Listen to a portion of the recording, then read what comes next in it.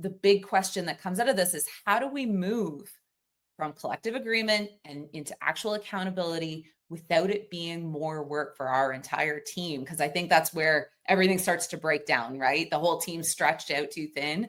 What does that look like? And Frances, I'm going to post this question to you first. How do we start this?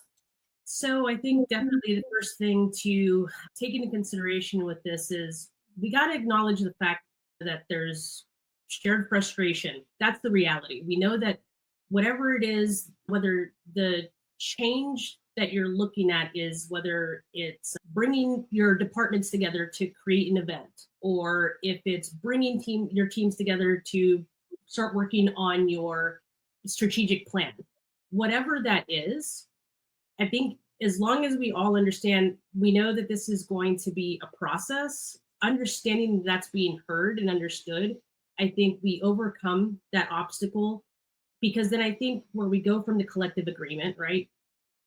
We agree, okay, this is going to be a little frustrating. There's going to be a little bit more time that we're going to have to invest into being able to execute X, whatever that is.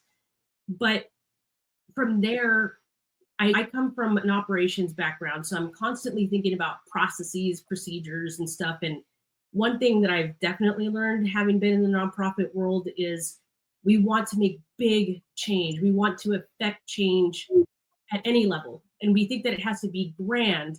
But when you get down to it and you look at it from a team perspective, right, whether it's departmental or the overarching organization, you have to slice it down into pieces, right? So how can we work together, right? That's the question. How do we work together to impact by achieving those 1 to 2 priorities? What can we achieve? Let's prioritize it. This is, again, operations background. I think about project management. My division uses Monday.com for our project planning.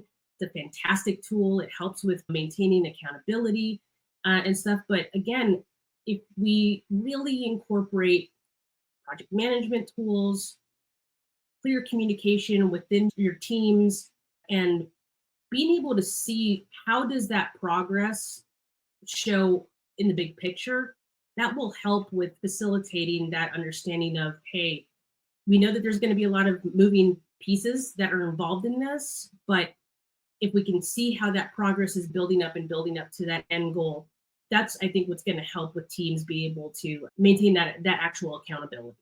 Yeah.